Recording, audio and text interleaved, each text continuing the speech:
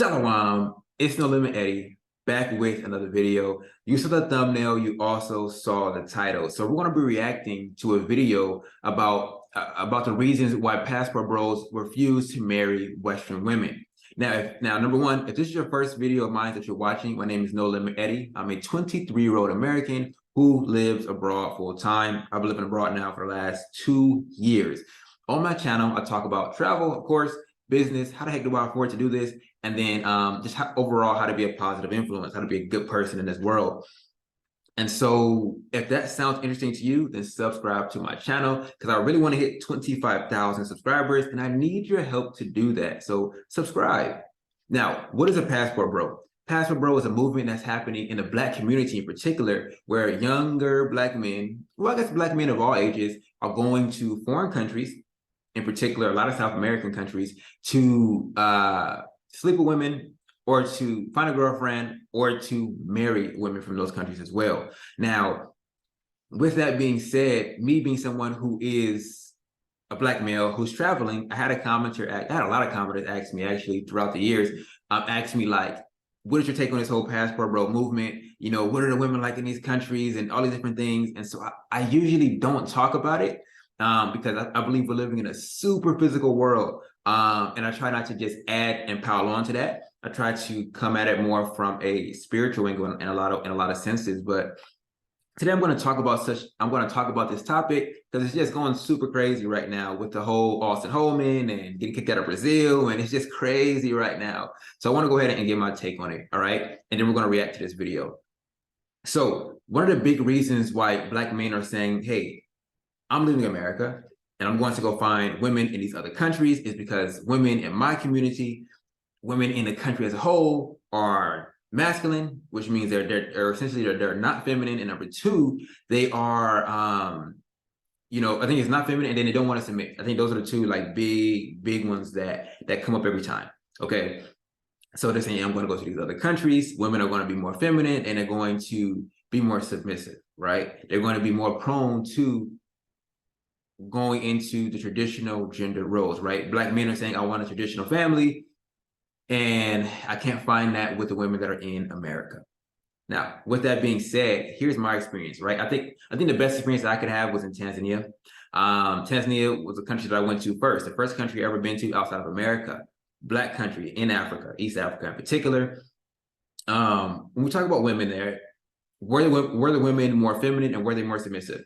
1,000%. Yes, right.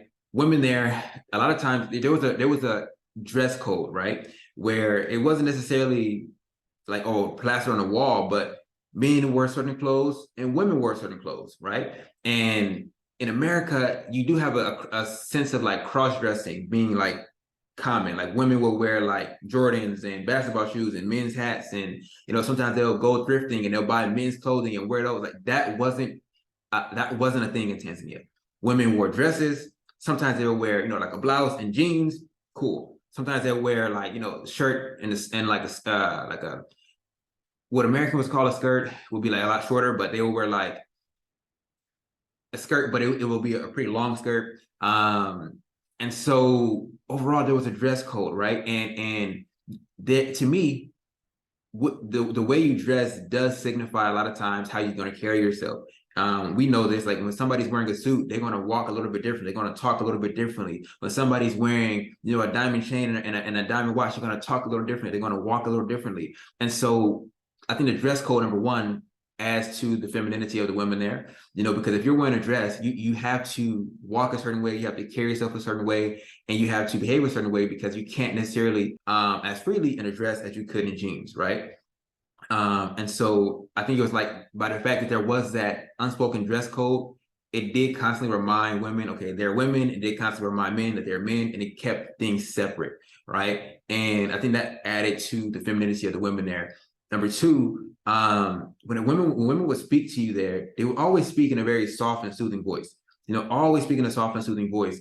And they didn't come at you in a way that was aggressive, right? And what I mean by that is, I think there is a stereotype, but there's a lot of truth to the stereotype. Because I grew up in the trenches, you know what I mean? Where, women will sometimes curse men that they were really, maybe it was a baby father, maybe it was her husband, maybe it was a boyfriend. You are a B-A-N-er, you know, you a stupid B. Like women will say this to men. I couldn't imagine seeing that happen in Tanzania. Honestly, I couldn't see it. There was an argument, sure, there's definitely was arguments and things like that, but even within arguments that I've heard, there's always a certain line of respect, right? There was always a certain line of respect. There wasn't a demeaningness to or towards men. And this is just, again, my experience, you know what I mean, being in Tanzania. And so if a lot of pastor bros are saying that women in other countries are more feminine and more submissive, I definitely would agree to it based off what I've seen there. You know, and this is where a lot of times the women on one side kind of have issues or take issue with, but that it's just easier to get women over in these foreign countries. My experience is that it definitely is. You know what I mean? There's a lot less games to be played. I think Austin Holman is kind of like the face of the pastor bros. He says a lot less games to be played, and that's true. When I was in Tanzania, it was very easy to say, yo, you got WhatsApp? Yes or no? Yeah, I got WhatsApp. The answer was almost always yes. Everything is done on WhatsApp in these foreign countries. Yeah, you got WhatsApp. Give her the phone. She puts her number in instantly. It's not a what do you want me to do or this or this. It's not a game to be played. It's just give her the phone. She's gonna put her number in. Boom, you're good to go. Then you text her if you want to, or you don't have to text her. Right? It's really what you want to do. And so that was pretty much the extent to the conversation. And of course, when you are an American, there's already preconceived notions about you, and so that does play to your benefit. It does play to your benefit, right? And so, you know, that's kind of my experience with women in Tanzania. You know what I mean? Very easy to say that they're more feminine and more submissive. And number one, and number two, they're also extremely attractive, right? Also extremely attractive. So if you're somebody who does like Black women, I can definitely see going to foreign countries to meet Black women as being advantageous for you, right? Because there is a lot of consequences to dating, marrying, having children with women in the West. And I can see why a lot of Black men are refusing to participate in that game any longer, because it just doesn't serve us. One of the biggest like detractors in this movement is that other women, and you know, we don't have to specify race, but women in particular say that they're going over to other countries because either they can't get women in America, or number two, that they're going to just spend money on women in these different countries and things like that. That's kind of usually the biggest, like, you know, detraction from this movement. And, you know, that's on the side of women. Usually on the side of men, it's like, so you're telling me you couldn't find a woman that was submissive and that was feminine in America? I know you could have, X, Y, Z. Those are kind of the two biggest takebacks and drawbacks.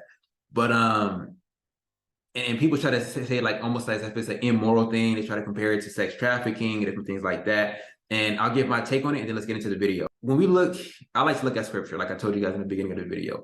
When we look at scripture, and you have Abraham. Abraham is the founder of every major religion in the world, right? And I'm talking about the big three: Jews, Christians, Muslims. When he was looking for a wife for his son, he called his most prominent servant and said, hey, come here, make me a promise that you're going to go find my son a wife, and that you will not get him a wife from the land that I currently live in, which was the land of the, how am I forgetting this? Canaanites, which was the land of the Canaanites. Do not get my son a wife from the Canaanites. Go back to my land where I was born, where I was raised, and get my son a wife from there.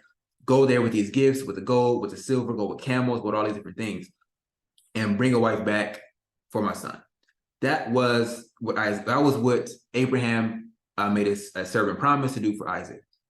So when the bigger detractors say that this is a problem, different things, in reality, from the beginning of time, you would go to a land that had the women that you desire, right? Men have to pursue women. Women don't pursue men. You go to the land where the women are.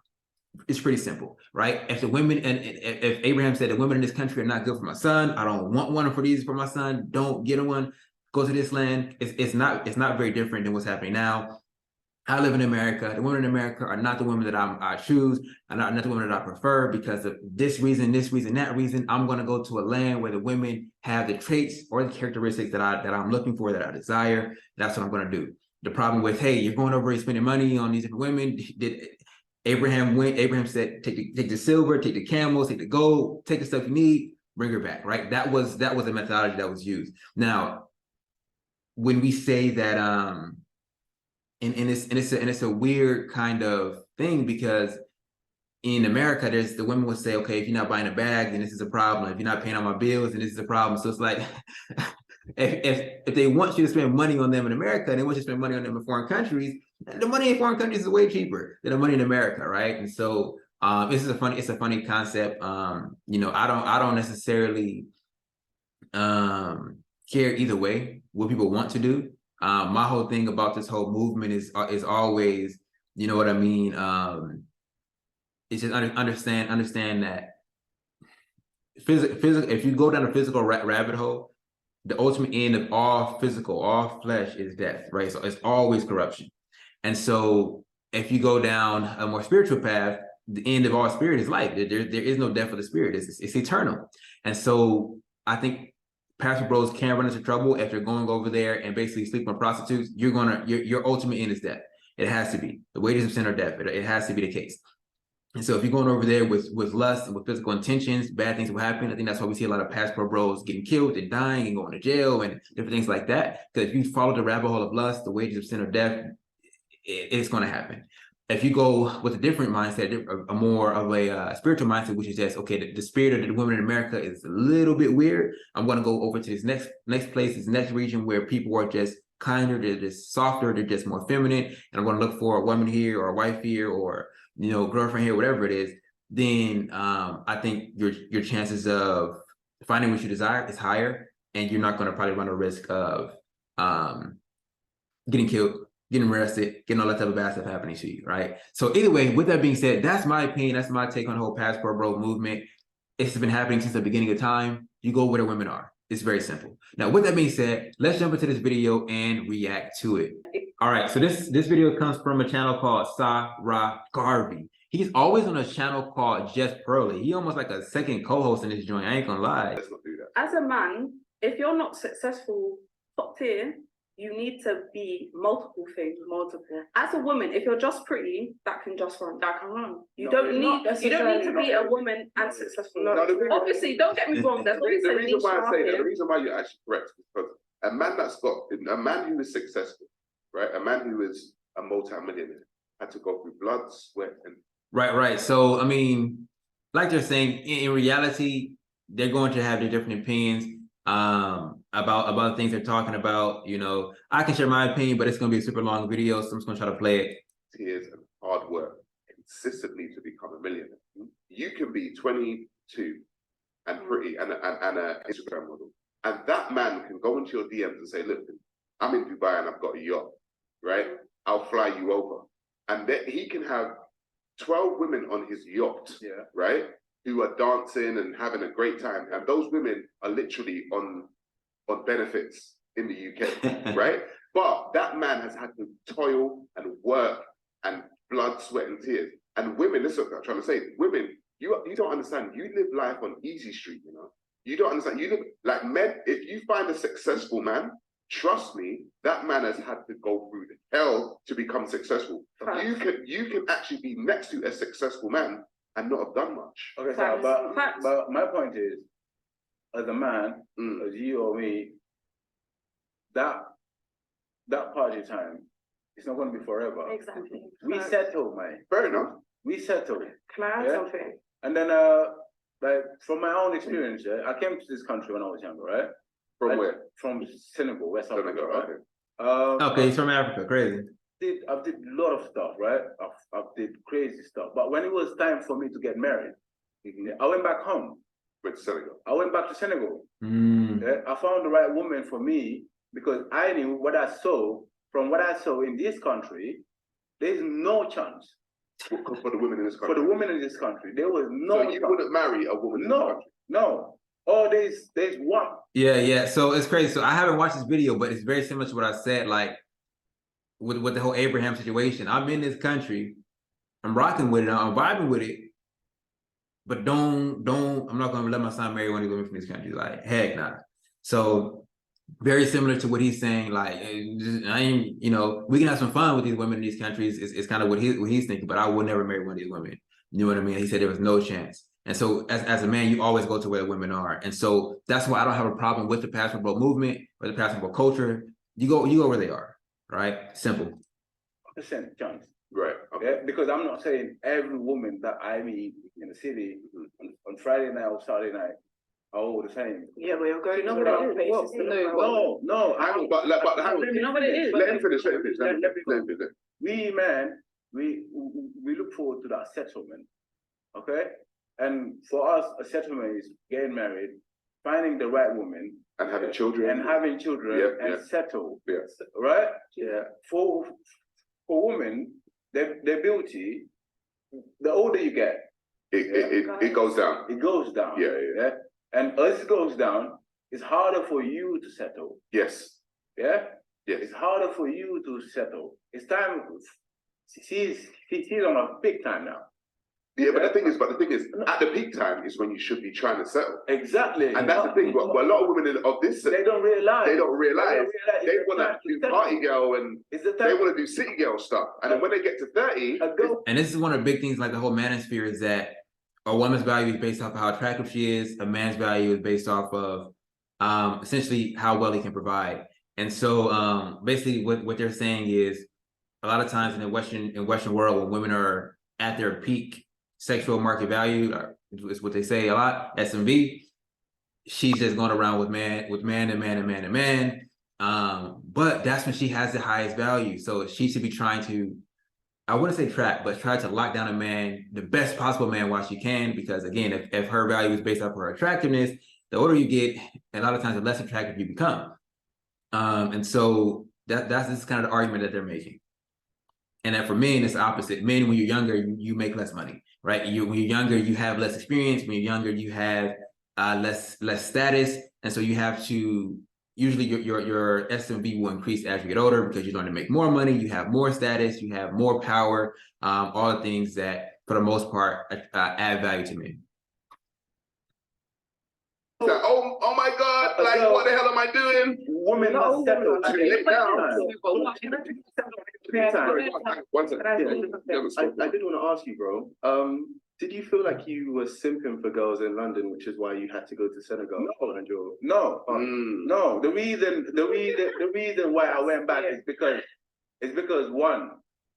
And you see, so when, like, this is one of the things, like I said, like there's a lot of detractors from this movement. So you see when he said like you couldn't get the women in Europe, so you had to go back to Senegal. So that's what a man said, and the women were like, yeah. So there's a detraction movement to this here. You know what I mean? Like, we're too good for you. You had to go to the other place and get a impoverished woman, or like, it's a lot of crazy stuff with this movement. It's extremely funny to watch, but like I said, I gave my opinion on it, but let's see. I don't trust the girls I see here raising my kids, because I have seen women But that's sleeping out dating, lying in bro. front of their kids. Those are not only your kids, those Yeah, are but that your can kids as happen. well. Anyway, literally. I've seen girls sleeping out lying in front of their kids. Yeah, but those are not.